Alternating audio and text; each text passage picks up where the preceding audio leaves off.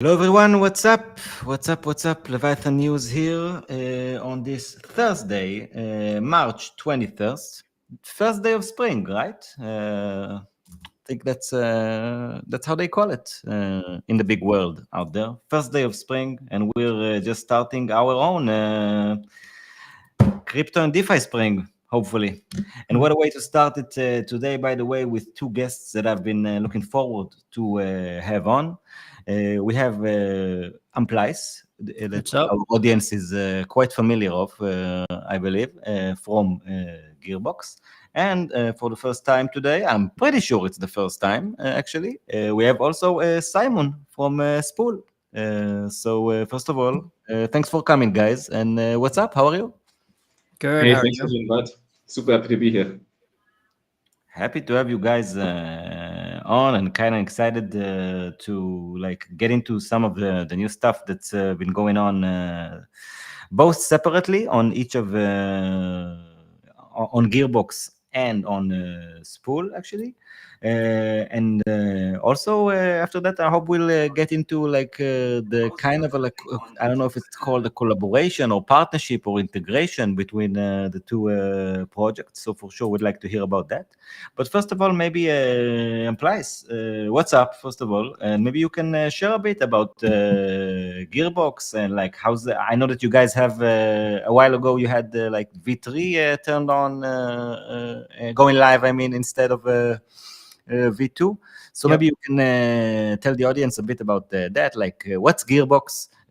What's the big change from V2 to V3? By the way, I think that there's hopefully a good possibility that we have a lot of new viewers now, since like the last times you were here. So it will be good to give like a bit of an introduction of Gearbox and like what's changed from V2 to V3. Sure. So hi guys. For everybody who's new, that the advisor was saying that there's like a huge new audience. You're getting thousands of new viewers. So I'm Amplice. Allegedly, like yeah, bots probably, but anyways, yeah, I'm Amplice. I'm from Gearbox Protocol. Gearbox is a composable leverage protocol. Our goal is to be kind of the leverage layer for DeFi across all of DeFi. That's the eventual goal. At the moment, so at the end of last year, we're still in bear mode, but we released our V3.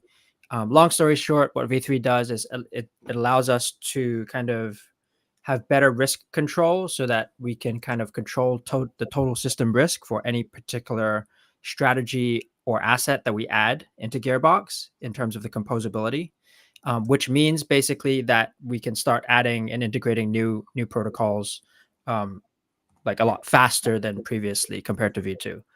I mean, the big takeaways, I guess, are we recently integrated everybody's favorite new meta, which is points, right? So we integrated EtherFi points, we integrated Renzo points, and we integrated Athena, not points but shards, which are points basically.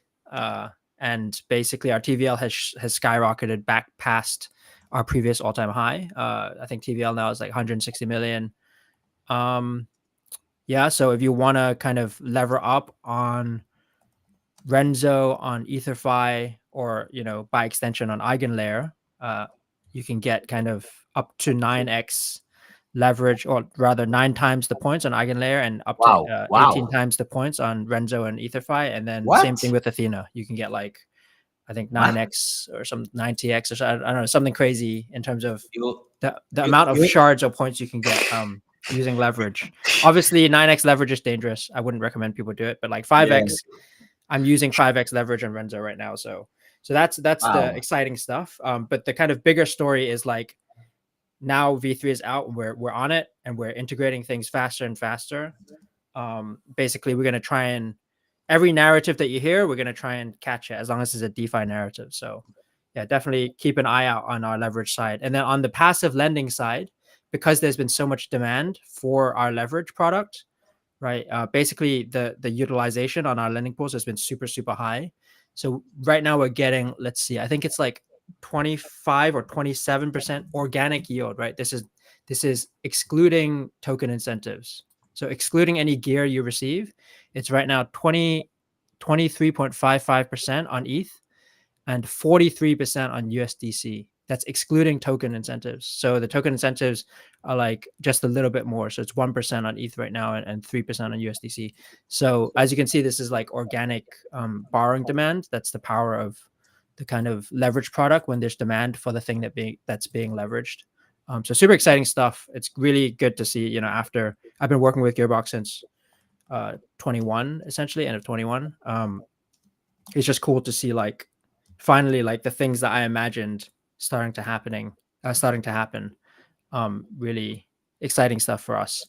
Yeah, that's Gearbox. And thanks for the intro, DA Advisor. No, thank you, man. Wow, I actually didn't, I didn't know. First of all, there's so many things going on within the space. So even if you're streaming every day. So if you're streaming every day, how do you have actual time to pay attention to what's going on? It's crazy. But on my case, it's also like I'm streaming every day and I'm listening to Sam talk about stuff that I mostly can hardly understand. So I'm like, okay, I gotta learn about this. But a few hours later, you also get another 5 stuff that you have to learn about. And man, I didn't know that that people can leverage that much on so many points. But a quick question before we move on, like. How is it like? How safe it is, or how risky is it to actually play with 5x leverage on these points and stuff? So you as a user, for example, and of course not financial advice and all that stuff. Like guys, if you're using leverage and all these financial instruments, then you should know what you're doing. Okay, these are not risk-free instruments. But I am kind of curious, Amplice, because it sounds like you have like a 5x leverage there, but you sound kind of chill about it. Yeah. So, firstly, not financial advice. Secondly, fuck off, Gary. And thirdly, if you're American, you can also please do not deposit in our protocol. With those caveats. So if you think about it, right? To me, there's like a few risks. Firstly, because you're borrowing in ETH, but then you're depositing into an ETH based product, right? Because the RenzoFi, it's like Easy ETH, and EtherFi is WE ETH. They're ETH denominated products, right? Just that you're earning points on top, and you can think of points as yield. So the only way for you to be liquidated really is if something happens to the peg between those two ETH denominated products. Like one is just plain ETH, and then one is like Easy ETH or WE ETH. So you can think of it in the similar way as like you would think about Lido staked ETH, right? Like the way that you'd get liquidated is if there's a major depeg event. So if you're 5x leverage, theoretically your buffer is roughly 20%. It's a little bit less than that because obviously for our liquidations to be orderly, we need to have a liquidation like a buffer between when you get liquidated and when it's like your position is actually underwater, if that makes sense. So there's a little bit of a buffer, but you can just do the math. Like 5x leverage means that peg can move roughly 20%. So it's gonna be a little like maybe 15% buffer in terms of a depeg event before you're going to get liquidated at 5x leverage. The thing to think about though is because points are not they're not like, well, they technically are kind of achievable yield because you can sell them. You can sell your points on Wells Market, for example. But leaving that aside, the points are not like yield in the sense that you can't transfer them to money, right? You can't transfer them back to USDC or even ETH at the moment. So when you're paying right now, it's like I said, 24% to borrow in order to have this position. You're basically betting that the points that you get are eventually going to be worth more than 24% APY that you're paying. So that's one of the risks, right? Is like, oh, if it turns out, nobody cares about EigenLayer, nobody cares about Renzo, nobody cares about EtherFi. Whenever they do their token generation or whatever, those tokens are all worthless. Then the points that you accumulated are not going to be worth very much. Then maybe those points are not going to cover the borrow cost that you paid. So that's one risk. The other risk is that if you don't pay attention to your position, like if you wait too long, obviously, because the points aren't like technically, there's no way for us to value the points, right? So another risk is like you just don't pay attention to your position. You wait like maybe 1 year or 1 year and a half. I think it's unlikely because I think this points meta is not going to last that long, right? But hypothetically, let's say that's what happened. It's possible that you get liquidated just because like your interest is building up, but because the points aren't worth anything, your quote unquote yield is not building up in the same way in terms of a way we can calculate it. So you just get liquidated based on your interest going up and up and up, and eventually you just owe too much money. So that's another risk.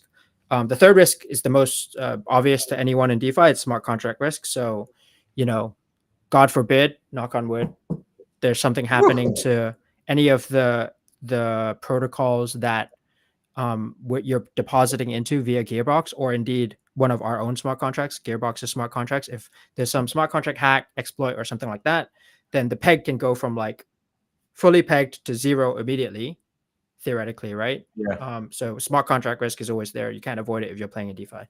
So those are the main risks, I think, because both things are denominated in ETH.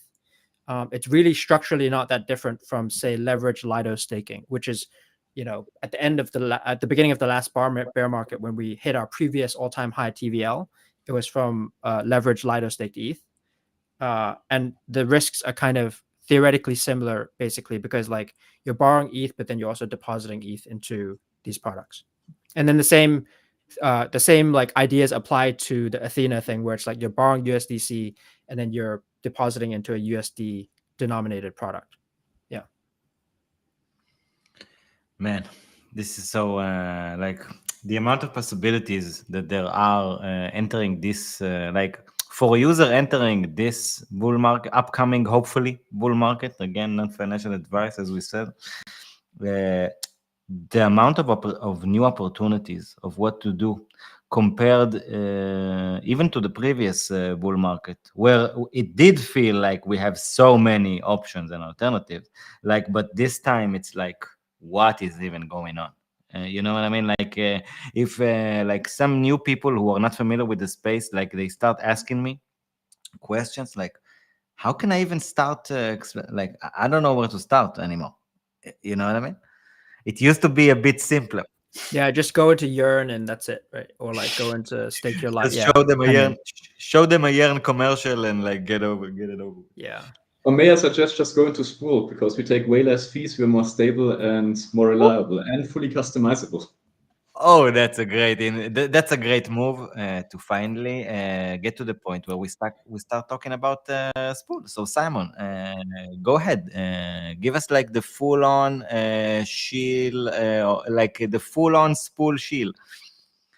Super happy to do so. I think you gave me a good intro, really a good way to start. Also, Amplice, I think you also made an amazing point with everything that's possible right now, but also about how much you need to be in the space and then still need to be aware of all of the risks, right? Because you can do so many things, but you can also really fuck up really fast. And there's so many people out there, I think, that want to get these yields and that are like, half aware of the risks. And they don't really have the time because they work outside of crypto. Even if they work in crypto, right? They don't have the time to manage all the positions, to really be aware of what's going on, follow the token creation events, or follow the entire points meta, or whatever is the next meta. And that's kind of where Spool comes in. We are right in the middle between really innovative and trends making players like Gearbox with V3 and with all these amazing new products that people really, really want. And on the other hand side, users that want to do it in a risk managed way, right? Like high yield is great, but if you have, let's go back to Anchor, right? And Terra. If you get like 17% and the risk is within 1 or 2 years, you're going to lose 100%, it's a musical game of chairs. So if you have a tool that kind of automatically manages all of that for you, gives you a proper dashboard, full overview, and manages all your positions and automatically rebalances if yield drops, then you have like a proper set it and forget it solution. And we provide the entire infrastructure there. Wow. So for our users, really, if they want Gearbox yields, they can go into a vault, like, for example, we've got the RWA tokenization project that just deposited half their treasury into a vault. They've spun up a Spool in like 10 minutes, like no code required. They don't need to know anything really about how Gearbox works or how other LSD providers work. They just automatically rebalance now between Gearbox V3 wrapped ETH and basic Lido ETH holdings. And they have like 90% right now in Gearbox and 10% in Lido. But if, for example, at some point, we come to a point where we figure out what points are really worth, and let's say they're worth 20% of what we expected it will automatically rebalance, and they will have more of the Lido yield straight away. So it will always keep them exactly where they are and where they want to be. And for themselves, if they bring in other users to this vault, they can even make money, right? They can monetize it. They can set fees, and they can also set exactly how allocations are going to be managed. So we really built this entire infrastructure as a set it and forget it, like plug and play DeFi, really. And that's where we position ourselves between guys like Gearbox and, for example, traditional exchanges or DAO treasuries where they can't really do active management of their treasury. Like I had a call today with a pretty big protocol. They raised like 30 million, and they're looking for ways to really do something in the current bull and with the current high yields with these 30 million, not have them sit around idly, but also, of course, they're not able to really get the highest yield in like an actively managed scenario. So what we do is we provide them with their custom vault, but also their multi-sig, their safe wallets, their whatever, I think their Fireblocks in the backend, their Fireblocks wallets can fully own, and they can fully customize. So that's really what Spool does. We are the middle layer in the plug-and-play DeFi, and we make stuff like Gearbox yields super user-friendly, easily accessible, and all the management is just automated however you like it. Okay, so let me just try and see if I understand it correctly. What you're basically saying is that Spool is kind of like automation tool for people in order to use like other protocols and services, or am I getting it way off? I think that's pretty on point. Like just imagine like the vaults you see on Yearn, but you can customize literally everything, and you can build exactly the vault you want or need super fast. Everything audited by Trail of Bits and chain security. We've got a 1.5 million bug bounty program. I think it's one of the biggest in the entire space. It's definitely bigger than some layer ones and some side chains. What kind? How did you call the program again? What was that one? A 1.5 million Immunify bug bounty program. So if anyone finds a bug or a possible exploit, right, there's up to 1.5 million USD for grabs. That's interesting, man. That's interesting. And I do think that all these automations of so many of these processes are going to have a huge impact on like onboarding new users and new capital, because like us who are I don't know, maybe you can already call us crypto natives in a way, or maybe we're just nerdy enough to like get into all this kind of stuff and actually try and like talk about all these concepts all day and try to actually do it and whatever. But I think the average person, and by the way, I'm talking about myself as well, like guys, I actually just want someone reliable to manage the whole thing, because like I can even try to do it like 12 hours a day, but there will always be like someone who can do it way better. No, absolutely. And I think it's also about enjoying it, right? Like I think there's simply so many people out there, to some extent myself included, that don't want to do it all day, that are happy to do it like once or twice a week, but then they actually like their main job, or they like building stuff, and they don't like managing their positions all day. And that's where, that's what we do. We let you build something once, and then it does all of the management in a fully automated and safe way. Speak for yourselves. I want to be on chain 24/7. Straight into the veins. Yeah, inject it in my veins. So Simon, correct me if I'm wrong. This is like, do you think of this product as primarily for kind of, let's say, institutions and or project treasuries, or are you also like looking to target kind of individual users? We see it mainly as for professionals, or anyone with, let's say, anyone with more than 100 grand in DeFi. On the setting up vaults side, right? Because that is work, and you kind of do need to know what you're doing if we get back to it. But for depositing, no, that's absolutely retail focused. So we just made a big change in our UX as well. We've completely split the product. We now have like 2 different dApps. One is for depositing into a vault. You've got great yields there. You've got great managers there. And the other one is setting up a vault, which we now call Spool Terminal. So those we really see as for fundamentally different kinds of users. So are all the vaults are all the vaults like open to the public, or is it like, say I'm a hedge fund or whatever, and or let's say I'm a DeFi treasury. Let's say I'm Gearbox and I control the treasury. Okay, and I want to and I want to deposit into like I want to make my own vault in Spool. So let's say I did that. Is that vault now accessible to everybody, or is that just accessible to my treasury? But then like there are also other vaults that can be created by people that are public. By default, everything is accessible for everyone, but in the vault creation process, you can set a whitelist, and you can also edit this whitelist as you go. So you can just choose your own address and maybe friends with benefits, friends of friends. Friends of benefits, nice. You get to deposit into my juicy yield vaults. Neat. Slide in my DMs. He's quick. The guy's quick. You gotta give it to him. Yeah, it sounds very cool, actually. So what's this kind of new integration between these like two protocols? Is it actually just like a vault that a new set of vaults that Spool has opened up actually on top of Gearbox, allowing user to like to leverage whatever is going on Gearbox using Spool in an automated way? It's not just a vault. It's basically we integrated Gearbox strategies so that now our users can set up vaults with them, right? So we've got, for example, this RWA tokenization treasury that's now deposited. They just spun it up and they literally picked Gearbox v3 ETH and Lido ETH, and now most of their funds are going straight to Gearbox through that, but in a fully automated way. Like they will never have to look at this, right? They can do business, they can build their company, they can build their organization, and they don't have to worry about it. It's just yielding, I think right now around 21%, right? Because Gearbox v3 ETH around 26. We've got Lido at around 3.5. So it's coming out to around 21%.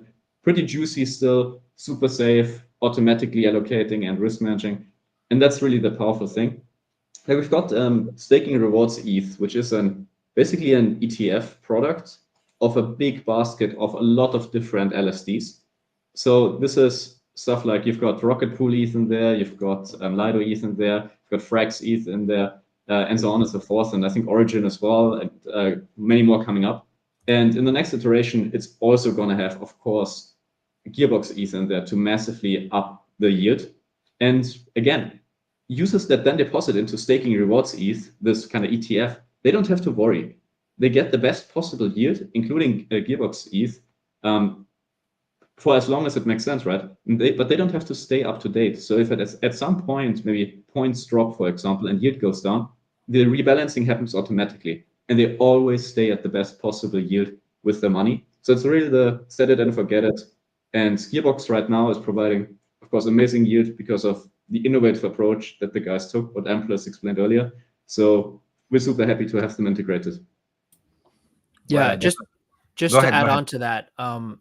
So the thing that Spool is doing right now is depositing. It's like, I just want to highlight that, like, the thing that Spool integrated is like the very, very safe side of Gearbox. It's the lending side, which is right now producing, you know, like I said, 25% roughly on ETH and like 40% on USDC. But that's like the very safe side, not even the leverage side. And essentially, reason why we're excited about Spool is because it's going to help us essentially like get more funds into the lending side so that we can then enable more people to get leverage on Renzo, Athena, and so forth. Because right now, one of the problems we're running up against is like the leverage side is so popular that our utilization ratios are super high. And like we basically, when our utilization ratios on our lending pools reach 90%, we don't allow people to open new leverage positions because obviously we want people to be able to withdraw and whatever, right? So with this new TVL that Spool is bringing to us on the lending side, hopefully that then enables us to kind of allow more people to use the leverage side of our product as well. So it's like a virtuous cycle kind of. Yeah, so it's actually a very synergetic integration, or however you say that. Yeah, to keep bringing in the TVL, more institutions. That's actually very interesting. Go ahead. Yeah, sorry, it's a different kind of TVL. And yeah, we see ourselves really like in the middle between users that one way or another need to have some of the complexity and the difficulties abstracted away to get to these yields, but they want the yields, right? So we just give them a way to do it. But then, yeah, we work together with the guys at Gearbox, and we bring them a different kind of yield than the fully on-chain, 16 hours a day, straight into the whales. I want to be connected to the ETH mainnet all day kind of guys. And that's different behaviors, right? Like in traditional finance, you call it also like financial flows and different kinds of flows. And you don't want to be too hard on just one of them. And you generally have synergy effects if you have a good mix of monetary flows. Man, this is a bigger integration than I realized. You know, because I really think that this is also the most interesting kind of integrations, I think, in a way. Because when an integration really serves both sides, I really think it can go like actually become long term and be very meaningful for both sides. Like, how long is the integration up already, by the way? And like, how long did it take both you teams to actually set it up? Like, how long were like the discussions in order to set it up? I'm pretty sure it was kind of a complex process, or on the contrary.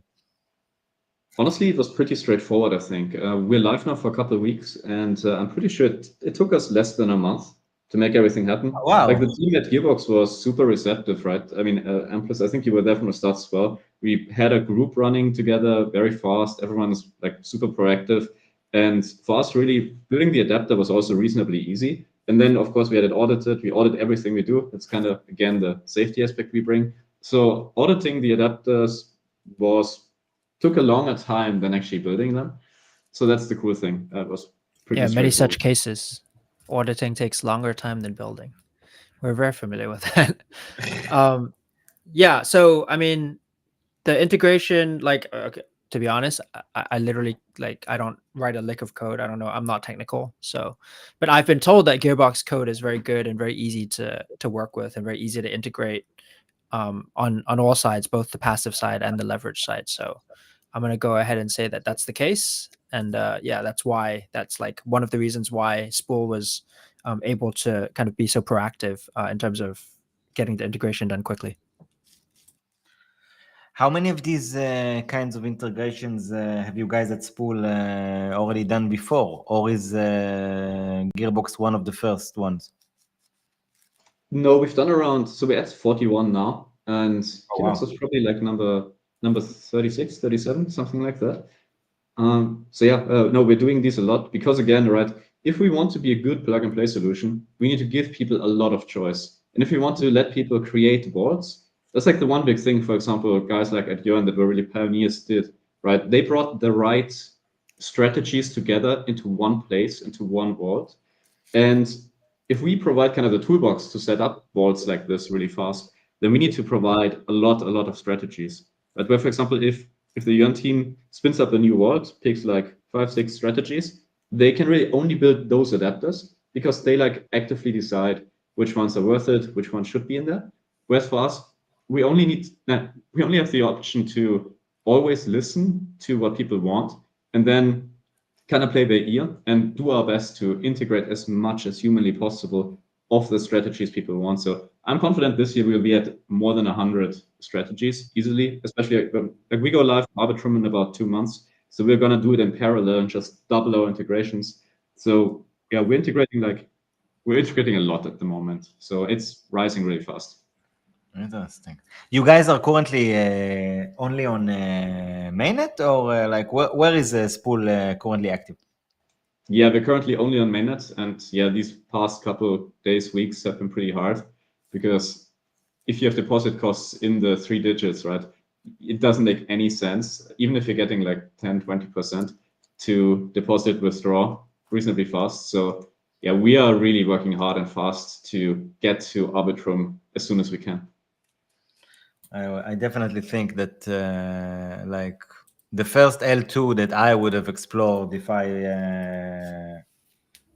were to start a DeFi protocol, then it still would have been Arbitrum, like for sure. All due respect to all the others, I do think that amazing stuff and interesting stuff is being built, yet in my opinion, like the most innovative hub for DeFi still is, and with quite a good lead still, in my opinion, is Arbitrum, because for everything that everything that is too complex or expensive to be done on mainnet, I think the next natural DeFi ecosystem is Arbitrum, and I think it still has like quite a big lead.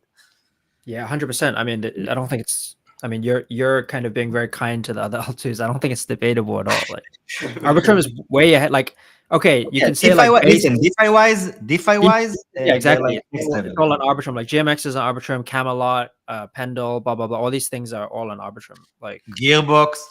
Yeah, Gearbox is on Arbitrum now. So, And we rely I mean, on that. some other L2s have like other verticals. Like Base is, I don't like. There's like friend pet. Base really is like starting to do social, right? stuff, in my opinion. Like I think Base will definitely grow, but I do think like that the actual DeFi ecosystem outside of mainnet, let's get real. It's on Arbitrum. Like, I don't know. Maybe some stuff is happening on Solana. Personally, I'm not that into Solana. I'm not following it that closely. I'm not saying that cool stuff aren't built or can be built there, but I know that I feel more comfortable with my funds on Arbitrum. Again, not financial advice. And I think that also like if you're a builder in the innovative side of DeFi, like the side that actually can't perform a lot of transactions on mainnet due to the complexity of whatever they're trying to build, like options or whatever, like you kind of have to be on Arbitrum to actually get involved with the other teams and start getting to know like people and know the kinds of services that are out there, and where can you exactly like position yourself to really provide a product that's a bit different and solves like a different issue. So I think that still Arbitrum is still one of the most interesting hubs out there. And when are you guys looking at expanding over there, Simon? Yeah, our internal. I think I'm dropping some alpha. Our internal deadline is mid of May. So we want to really get started with audits kind of mid to end of April. Don't nail me to it, but I guess now I already dropped it. Yeah, so super hyped. And like the important thing is for us, right? That's why we don't have much choice even besides Arbitrum, because there's such strong synergy effects. As you mentioned, like Pendle are there, GMX are there, Gearbox are there. If a L2 or an alternative layer 1 doesn't have a strong ecosystem of yield protocols, there's literally no point for a plug and play kind of middle layer solution like Spool, right? Exactly. And farm thing, or there's only like 1 or 2 yield farms, you don't need a tool that makes it easier and that makes it straightforward. So yeah, we have the same problem. Like, well, it's not a problem. I guess it's an opportunity, but like Gearbox, there's no point in Gearbox. Like, if there's nothing to leverage, then there's no point in Gearbox existing on any chain. So like composability, like unlike some other like themes or narratives or whatever, like DeFi is so based around composability. Like you can have SocialFi or whatever you want to call it, like Web3 social, just on whatever chain, and it like lives within its own ecosystem, right? But like DeFi is so heavily reliant on composability that I think things like Spool, things like Gearbox, that especially things that like rely on other bits of DeFi for them to like to shine, it's so important that you kind of pick the places where you go well, because you kind of really need an inbuilt ecosystem there already in terms of DeFi to flourish. That's such a good point, actually. Just like you said, like you can't leverage if you don't have anything to leverage. Yeah.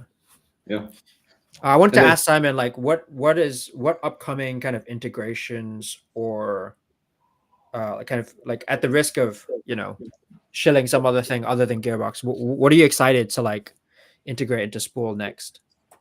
So for me, we have a really solid base set now of let's say basic protocols, right? Aave, Compound, Curve, Lido, and so on. So I'm really excited for some high yields, high risk stuff. So I want to see, really restaking. I had a good talk with like the Stata Labs guys in London at DUS these couple of days. So I want to see a lot of restaking protocols. I want to see, more degen, more high yield stuff. Because over the past couple of months and even the past year, I would say one of the main things we've learned was that if we provide a really good risk management and portfolio management solution, people are willing to take more risk and they want to like get higher yields because they feel protected by Spool. Whereas if we offer them a vault with like all the compound, maybe some morpho in there, and it's yielding like 5-6%, I mean currently more, then there's less of a point for a good risk management solution like Spool, basically. So I want to go honestly balls to the wall, a lot of high yield, high risk strats that hopefully are around for a bit longer. Nice. Music to my ears. What are you guys looking at leveraging in the future? What's like the 3 to 6 months things that you're most excited about? So I've been designated by Ivan as head of grants for some reason. So I've been we just submitted our grant proposal to Arbitrum for the long-term incentive program pilot. Oh, wow. It's great that you're bringing it up. Very interesting to talk about it. Yeah. So if there are any anybody who's listening or watching who has a bunch of ARB, please, whenever whenever it comes up to a DAO vote, if we're approved by the kind of initial council votes, I'm not going to go into the grants process here, but basically, like, if there's a DAO vote, please vote for Gearbox, I guess. But yeah, so we actually deployed to Arbitrum already, obviously, and we have kind of plans for Arbitrum, irregardless is not a real word, is it? Regardless of whether or not we get the grant, I think we're looking to kind of do big things on Arbitrum. So for me, the things that I'm excited about integrating are like mostly Arbitrum protocol. So things like Camelot, things like Jones DAO, things like GMX, like I think a leveraged GLP would be quite interesting. Yeah, it's basically all of the DeFi protocols on Arbitrum. I think anything that we view, like, obviously subject to devs and all that, right? And they're already working on some of this stuff, but we're looking to integrate everything that's safe and secure on Arbitrum, basically. Do you think you can find it and share it on the screen, the proposal? I can definitely send you the link. 1 second. I don't know what's on the screen right now for me. I'm always kind of wary about sharing my own screen because, like, who knows what's floating around on my screen without going into too much detail. Where can people find it and look at it? It's on the it's on the Arbitrum forum. I'm going to send you the link right now. 1 second. Hang on. Simon, do you guys have also like a proposal up for LTIPP, or were you on the STIP? Like, how does it go exactly? Not yet. So we want to go to Arbitrum first, right? We have it in a fuse, but we first need to go there. And our goal is really within the first 1 month, within the first 4 weeks, to become a top 3 yield aggregator on ARB. And I think then we have a good position because, yeah, we're going to build anyways, right? Grants or not. So I think we're in a good position. And I think we bring a lot of usability and a lot of, also reducing the barrier to entry for DeFi and ARB as a whole. So I think we're bringing a lot of value to the ecosystem and we want to push that further. It's going to be interesting. By the way, great guys over there on Arbitrum assisting with the proposal and reviewing. We had a panel like a month or 2 months ago, something like that, where we had the new elected advisors there. It was Jojo, Katin from Seed Latam, I think it's called. Yep. And also Castle Cap. We had the Atomist, I think, on, or Francesco, maybe both of them from Castle Cap. And really, we really started exploring like the whole governance process of Arbitrum and how stuff was really handled. And I think it's an art within itself, like to know how to also promote your project from the inside, as they say. Yeah.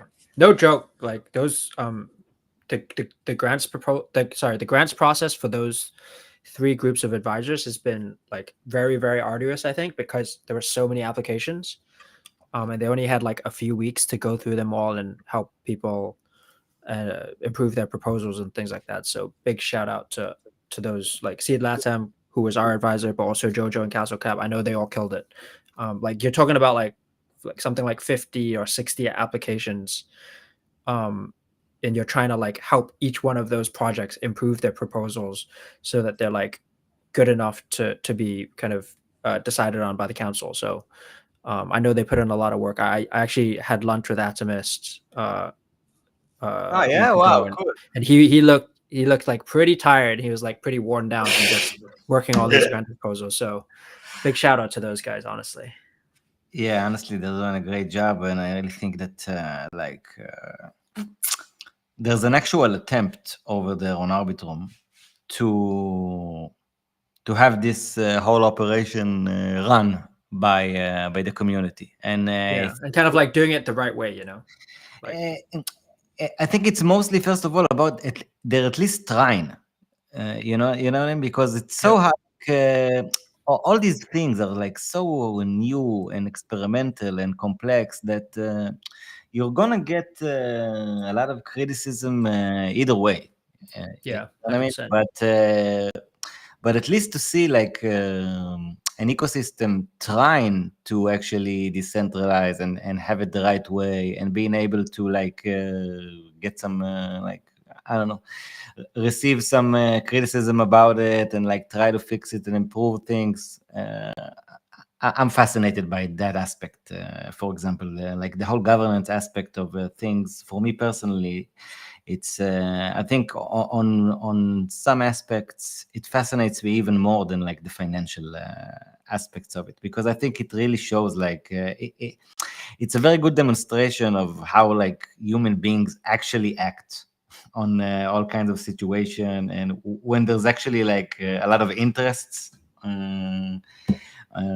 sitting on the table and everybody wants theirs, but you still have to realize like what's the best thing for the ecosystem and how you do it. And I'm not saying it's easy at all, on the contrary, but it is a very important like task. I mean, if you think about like the whole point of crypto or blockchains or whatever is like social coordination, right? Is basically the original reason for any of this to exist. So like we kind of have to demonstrate that we can actually coordinate at least as well as like everything that's off chain.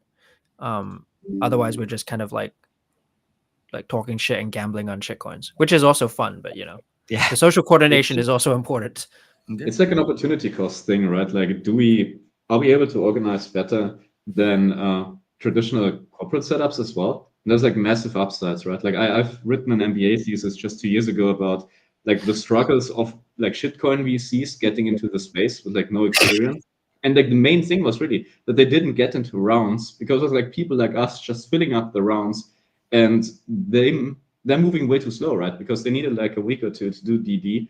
And over the weekend, everything was flooded just with like retard capital from people sending directly from their wallets. And that was a big game changer, of course, in a different time. Also back then, right, if you remember the original DAO, and there was like the Ledger proposal to help fund Ledger at the very start. And like, I think it was even like build the initial factory and help with financing that. I think we didn't invest, but this kind of stuff was amazing. I think for globally coordinated investing, and also from a DAO perspective, right, hiring people from all over the world and just contributing and working together based on merit alone, and pay is also kind of like standardized across the planet. I think that's absolutely amazing. But we also have so many downsides when it comes to just coordinating in a fully remote setup. And it's always a trade-off. Like, it's not straight up better, but I think we've been struggling kind of our way through since like 2014, and it is getting better. I don't know. Maybe it's just me coping after 10 years, but I feel like it's getting better. There are definitely pockets that are doing better anyways. Like there's still plenty of, like, as you saw the past week, there's plenty of retardation going on. But you know, the kind of best parts of the ecosystem are definitely better than they were 10 years ago, I think.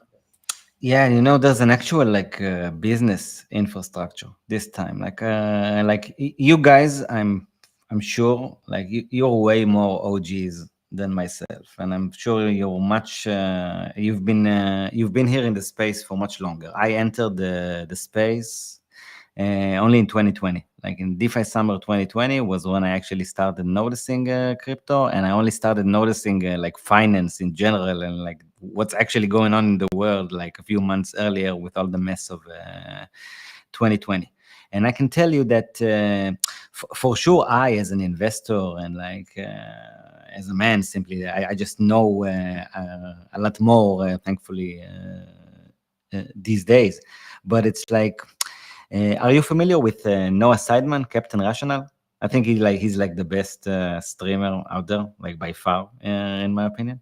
And he talks a lot about the fact that on this side, like it's like they always say that this time it's different, and it's always a bit different, but it's kind of always the same in many ways. But on this cycle, one of the big differences is like there's an actual industry this time that provides like services and products for different people. That wasn't the case when 2020 started. That's what started being built at 2020. And for the new capital that's now entering, there's going to be so many interesting places for it to actually start flowing. You know what I mean? Like, and yeah, just like you bring up over there, like Yam Finance is not the only way to channel your money into this time when prices start going up, hopefully. You know what I mean? Yeah.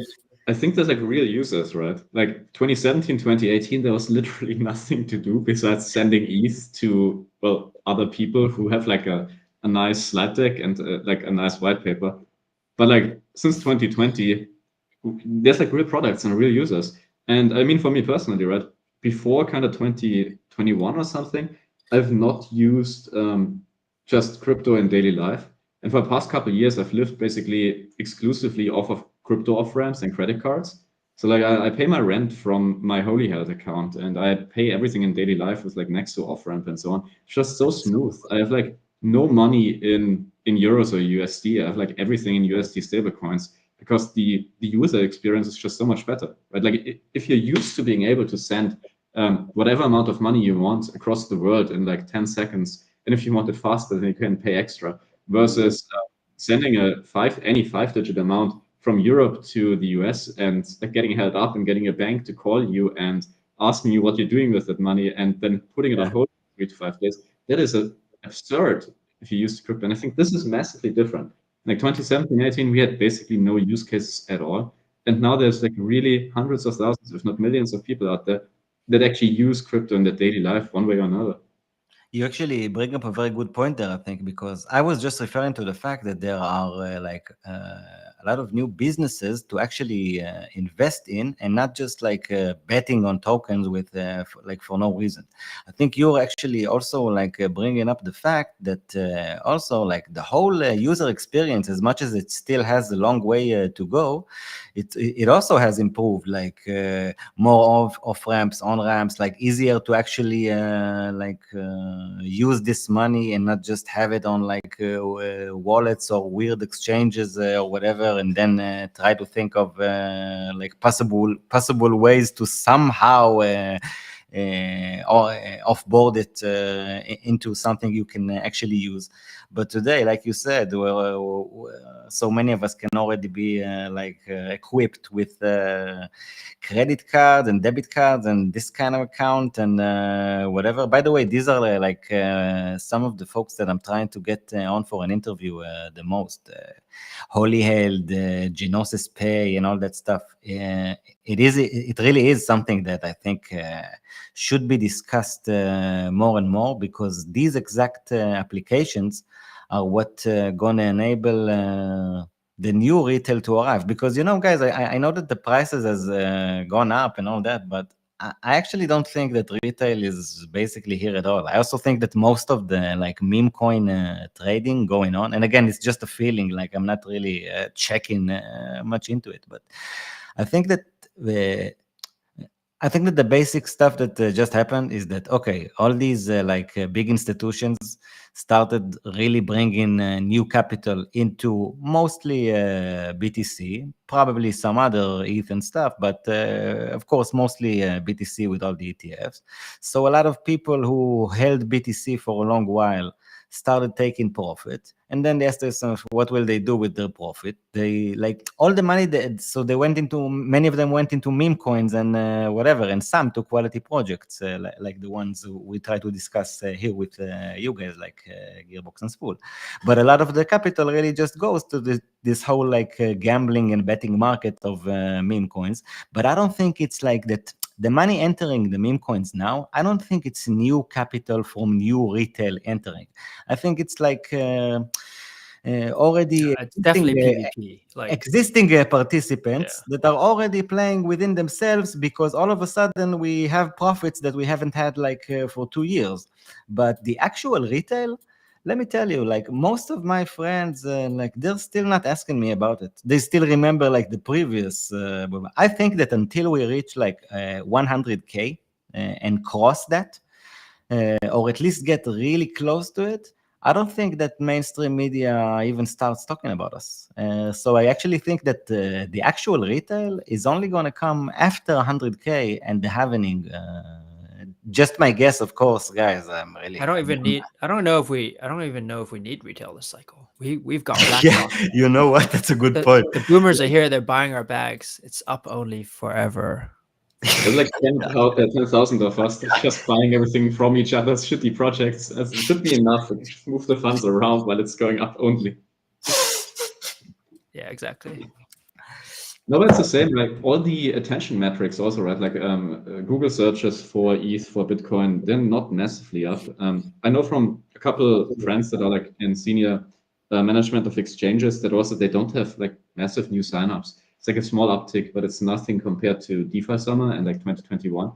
So I don't think retail is here at all. I also think that honestly, people are like struggling on day-to-day life, and only if like rates go down massively and money becomes super cheap, almost free, or maybe even get paid again to get money, only then I think we really will see retail coming back.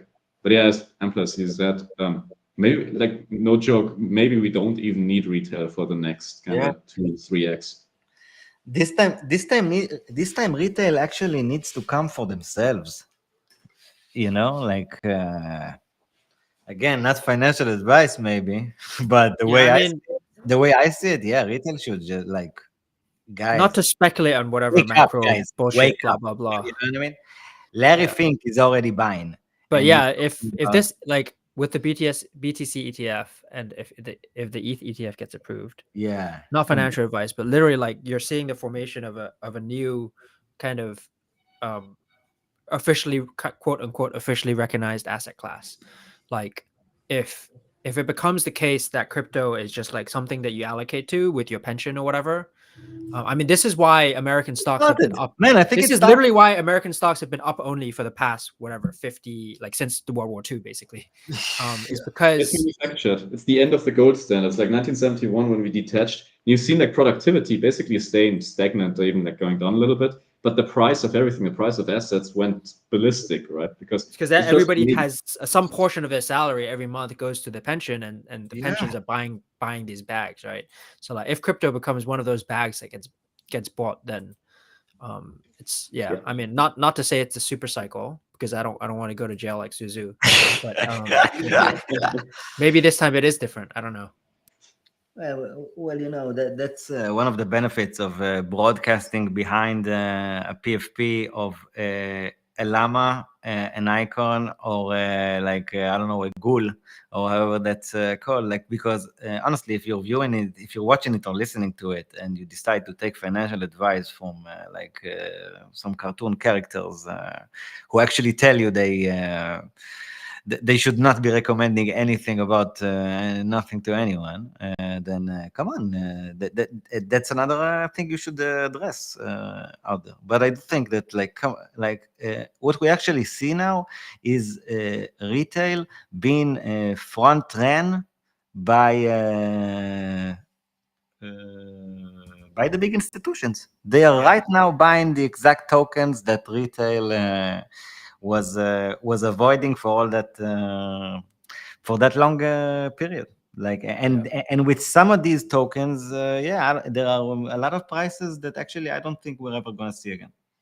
we kind of see a new layer, right? Where it's like, it's kind of us, like the same people that have been around for a very long time that just kind of get stuck in the space, investing first. And then you've actually got now smart, quote unquote, money, right? Like quote, smart money that's moving in and that's buying at a large scale, right? And you can bet that those players at BlackRock and co that are spinning up these funds now that are literally calling their ETF product like Biddle and launching it in a public chain, that like those guys are gonna buy like shit coins in their free time. And those are like serious bankers with, you know, $500,000+ in salaries.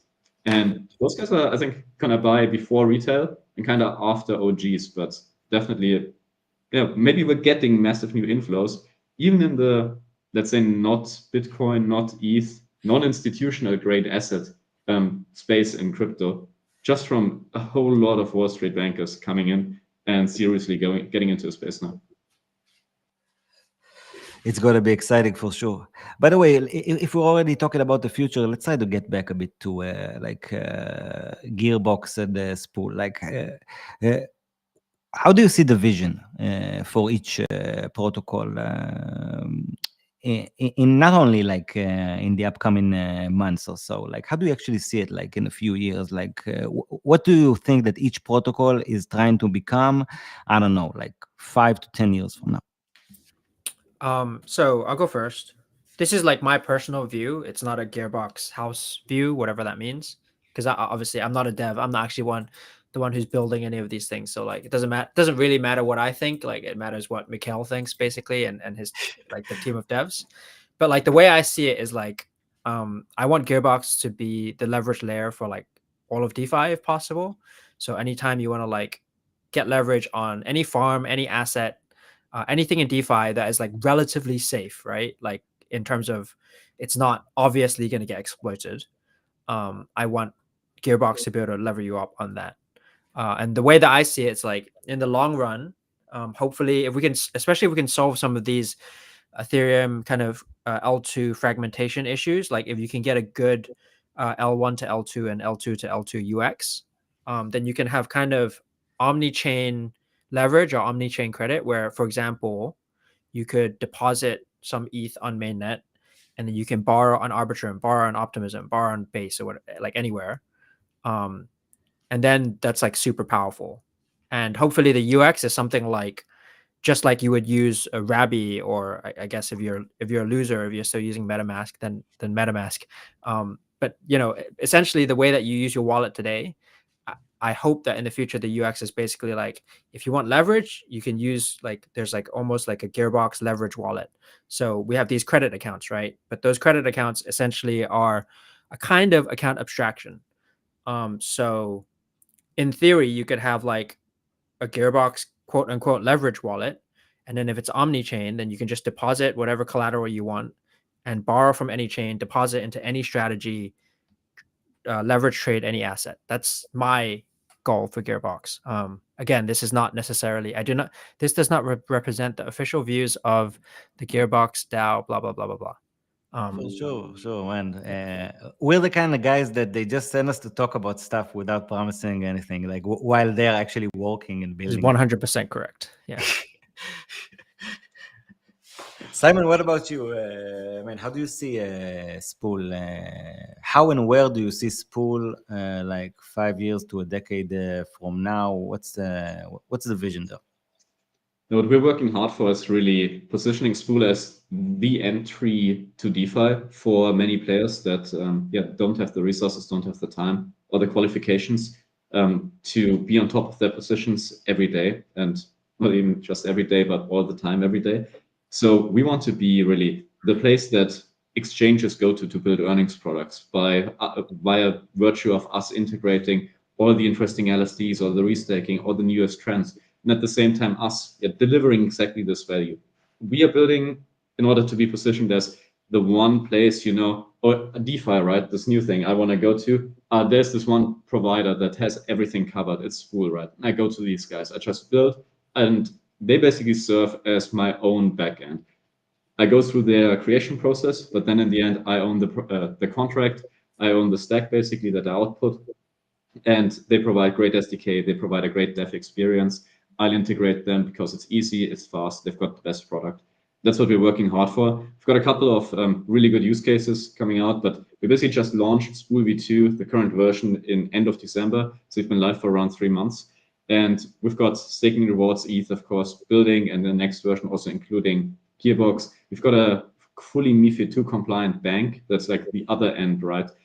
Fully regulated, as compliant as it gets in Europe, not offshore, anywhere like in a real proper jurisdiction. That's building an earnings product on top of Spool because they say there's just no other provider that we can get past the regulator. So I really want people to be able to access DeFi in an easily understandable, straightforward, and risk-managed way, exactly how they want it, right? Like DeFi your way, how you need it, how you want it. You get the yield, but you don't have to change your entire life in order to work with it. You don't have to hire a massive team in order to use it. You get DeFi in a risk-managed, secure, proper way through Spool. If you're an exchange, if you're a bank, if you're a fund, if you're a DAO treasury. We integrated with Fireblocks already. We integrated with Ledger already. We've got intimate partnerships with those two. We have a partnership coming up with Safe as well. So we really want to be as easy and straightforward for every player in the space from any source of funds. We want to be the one place you go to if you think DeFi going forward. Of course, not for people like maybe many here that are listening or in this room, because you go direct, very likely. But maybe one day you're also lazy and you're like, hey, I want to farm these like 3 strats and Spool is offering them. Maybe I just go through them. But yeah, we want to be the one-stop shop, plug and play DeFi. That's cool. By the way, guys, you have a few more minutes. Can I keep asking you a few questions that I'm thinking about now? Yeah, 100%. Sure, absolutely. Great. What's the size of each protocol right now, like TVL wise, and maybe the own like the token market cap size itself? Like, what are the size?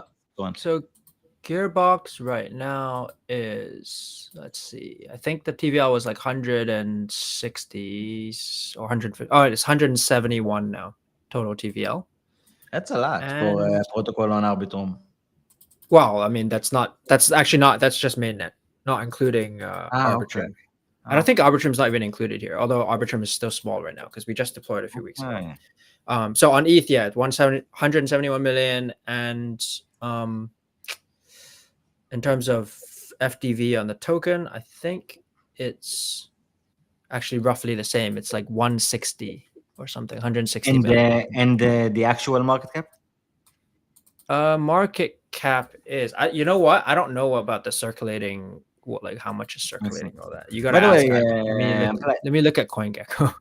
But by the way, amplice, like with the Gear token, like do holders earn from holding the Gear token? At the moment, no. That is a thing that we will. So basically, like during the bear, when TVL was low, then there's like no point in thinking about revenue to the token, right? Because there's like almost no revenue. Now the revenue is looking quite strong. I think as of last I heard, it's like 600,000 a month or something. So that's like whatever, like 7 million, like 6.5 million a year or something run rate. So like obviously that's now like somewhat real money and can justify our fully diluted valuation or our market cap. Market cap according to CoinGecko right now is 80 million, but I'm not sure if they're fully updated on the circulating supply and stuff. But anyways, doesn't matter.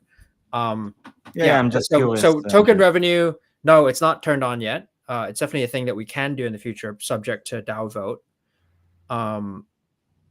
But what the token can do is it's complicated to go into, so I won't go too deep into it. But basically, the token, we have like a gauge system, kind of like Curve has, except that our tokenomics are not inflationary, right? So it's not like you vote on something to receive extra gear, but rather you can vote on these gauges to increase or decrease the interest rates on various kinds of strategies and assets. So for example, as a gear token holder, right? If you think that, for example, Renzo is, for some reason, you think it's like particularly risky, and you want to kind of force them to pay a bit more interest to justify the risk that they have to the protocol or whatever. you can like vote up the interest rate on Easy ETH such that people who are borrowing in order to deposit into Renzo will pay more interest. And a good portion of that extra interest then goes to the DAO.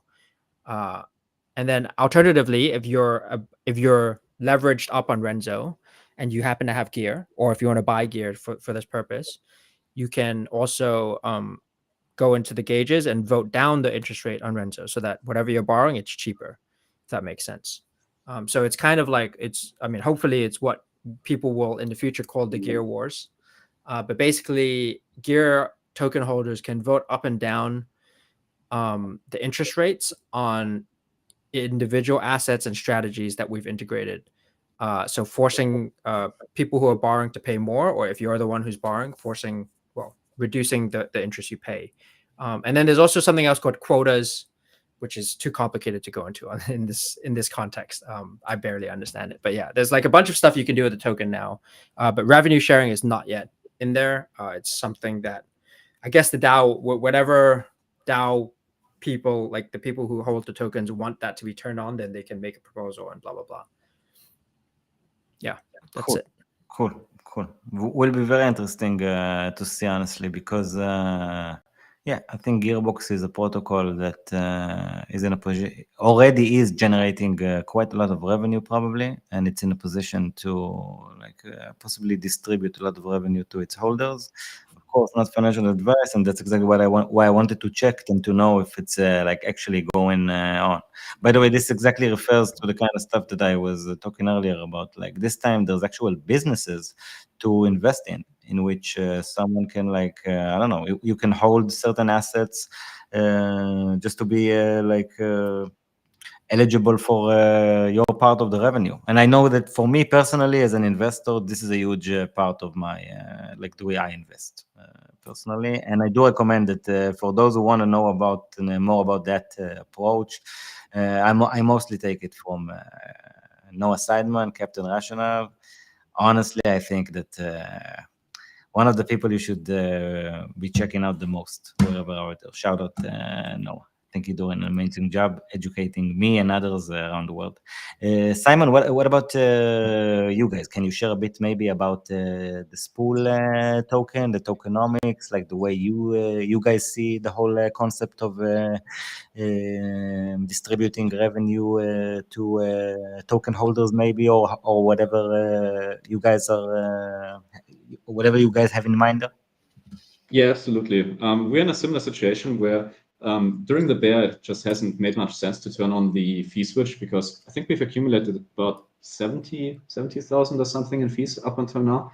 And so those haven't been distributed yet. If you buy the Spool token and if you stake it, what you get is basically you accumulate voting power, so vote Spool.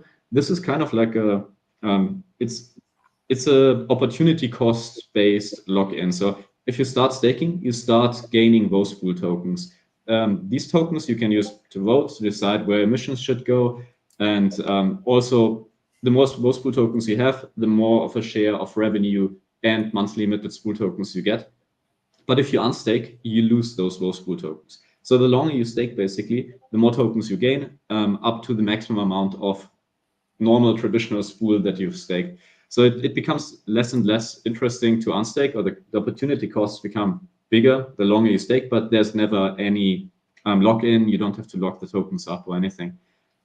Spool itself, we kind of track our TVL in total value routed, because Spool vaults are basically routing contracts, right? Someone sends funds to the Spool contract of a vault, and from there, the funds go into the underlying protocols like Gearbox and so on and so forth. So we have routed about like 220 million up to this point. And currently locked in, we have around 11 million. And our current valuation is super low. We had like a big, we had pretty shallow liquidity and a pretty big sell-off. So I think we're right now at about 7 million market cap. And our treasury is around 8 million. So we're literally right now below treasury. I'm not saying it's a good buying opportunity, but I might be buying myself. So somebody needs to ping DC. What is it? DCF God, is that who it is? He's the king. With his relative value, whatever, blah blah blah trades. RFV. RFV. Somebody ping him right now. Man, he'll be man. He does he's everywhere. It's like I don't know if it's even every day. It's like every time I scroll, I see a new post by DCF. Yeah, okay, we seeded this like 2 years ago, and look at it now. And I'm like, oh my god, what a kick, what a savage. He's all over the place, doing an amazing job. Shout out DCF God. Honestly, trying to have him on for an interview also for a long while as well, but he's so busy. He's actually like doing stuff. He doesn't even have time to do his own podcast with market capping. Him in Small Cap Science. I don't know if you guys have ever seen it. It's also a very good show. And yeah, and honestly, Simon, I do think a very interesting opportunity with what Spool is being, and I think that the Spool vision itself, like with the kind of audience that you guys are aiming at, and like the specific approach that you have, like with the kind of service that you want to provide, I think it is a service that is going to be a very useful one, and the kind of dApps that will know how to offer such a service of like simplifying stuff and automating the whole process for users, and will also know how to communicate it well and actually attract the capital over there in the first place with by simply just attracting the attention or putting out an offer that is good enough. I think that there's a huge TAM, the total addressable market, just huge. I fully agree. I mean, we just now are seeing really product market fit, and that's an incredible feeling after you've been building for quite some time. And we see projects just come to us, say, hey, we want to build this. Is this possible? Like 2 days ago at Digital Asset Summit, someone said, I want to build an institutional staking offering that's very straightforward, very streamlined. And I was like, perfect. We've got the entire product basically ready to go. We've got a new project that I'm really excited for, Drip Finance, which is basically set it and forget it, easy set up launch pool project where you can just deposit your funds. It's automatically points farming in the most efficient way possible for you. And then in the end, right, when the launch events, the token creation, whatever happens, and you get the payout from that points farming, you get your principal back and you get the points. So it's like basically a managed points farm across the entire space, across many protocols. And behind that, basically a spool, because the principal deposited goes through Spool, and that's also how the project itself monetizes. So they've got a lot of traction right now. I think lots of KOLs are jumping onto that. And I think it's an amazing product, again, that makes it way easier to participate in the entire points trend. So we really see many different players start to get in. But I think it's like there's still a far road ahead of us. We need to go to Arbitrum. We need to ship more strategies. It's, the meme, it's honest work, but it's really enjoyable when you start seeing the product market fit.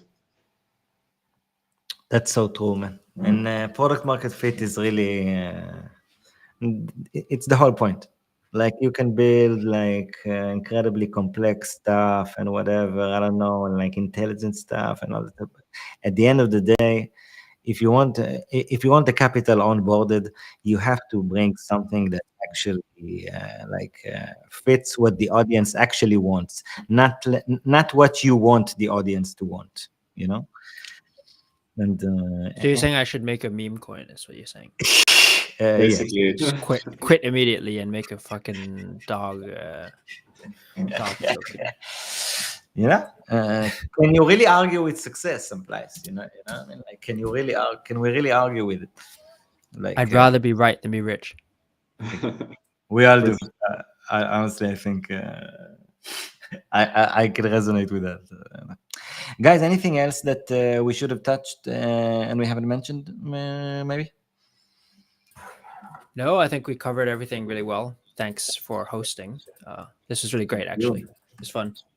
Thank you. Always fun to have you on, man. Really, I always enjoy talking to you, both with your perspective on the actual stuff itself, and both with like the way you present things and your sense of humor. And I think that when are we doing this regular panel or whatever? Yeah, man. Like, by the way, this is kind of exactly the hour that I think that we should be more or less doing it. And I think that the Thursday energy also is the right energy to do it, because you kind of sum up the week entering the weekend. The weekend even it starts here in Israel. The weekend actually starts earlier because our like free day is Shabbat, Saturday. Yeah. So and personally, I really like it's Thursday evening here, and man, if we can get you and a few others, and then we can have people like I don't know, we can have like takes about stuff. You know what I mean? We can bring up I don't know, specific topics.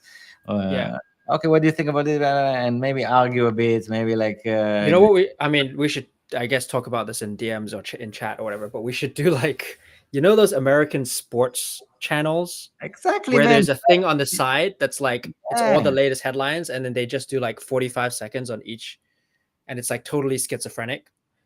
That's the vibe. Listen, man, Sam keeps talking about this sports show model many times. He's really into it. I think if we start doing it, then he for sure would hop over because he just want to be in. Like he if he'd see it actually coming to life, then even if it's not the hours that he's usually on stream, I'm pretty sure that he won't be able to resist himself. And me personally, man, you know, before I used to like get into crypto and all that, I was like I was addicted to sports shows. By the way, I used to be a soccer analyst. Oh shit! I did so you know exactly. I did it for Let's like get this done. years. Slide in my DMs, man. Let's I'm gonna become the Stephen A. Smith of DeFi.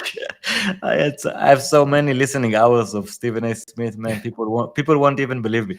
Honestly, I had a few years of like ESPN First Take. I don't think anyone in Israel has seen ESPN First Take as much as I. Yeah, I'm surprised that you even know what it is. It's such a specific. I was addicted to it, man. I was like watching it because you know Stephen A. You can agree or not agree with like a million stuff he says, and by the way, he says things and then he says the opposite, so it's easy to agree and not agree with him many times. But there's something about the way he speaks and like the way he delivers messages, like his rhetorics and whatever. It's fascinating, man. And you know, for me, like as a Hebrew speaker. And like English is not my first language, and when you listen to someone like Stephen A, it's like, oh my god, like this is like poetry in the make. He's so good with it.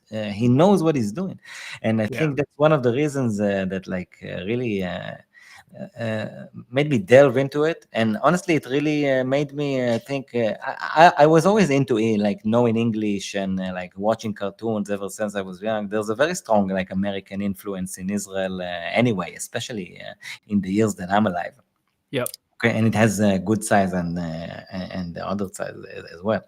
But I really think that, you know what, all these ESPN First Take hours. Today, when I actually do what I do, I understand like some of the benefits of that. Like, because when you actually start understanding a language and being able to express yourself with it well enough, and when you also like start getting to know cultures better by watching some content from different cultures, it actually really helps you shape up a lot of your own views and how you're gonna like use some of that in the real world. So for me, man, shout out to Stephen A, man. To be honest, I really like Stephen A. Yeah, he's an interesting. He's like a dinner or lunch. Entertainer. That's what I'm gonna say. I don't know about his actual sports takes, but he's entertaining to watch.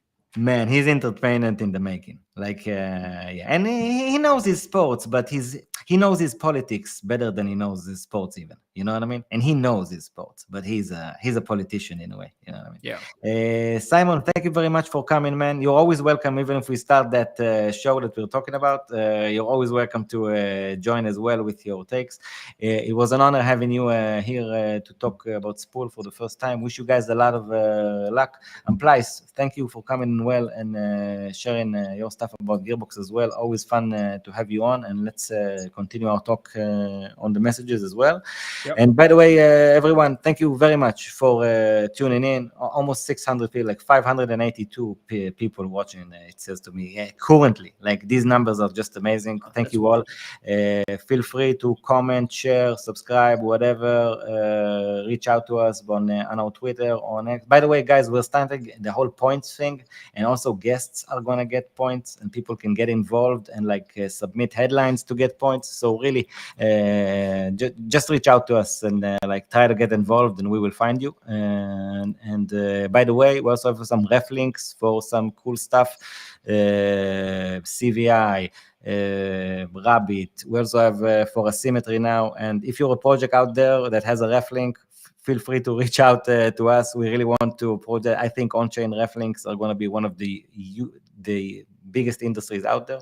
And really, thanks, guys. Thank you all, and have a good day. And see you soon. Bye, folks. Thanks, All the advisor. best. Cheers. Bye-bye. Bye.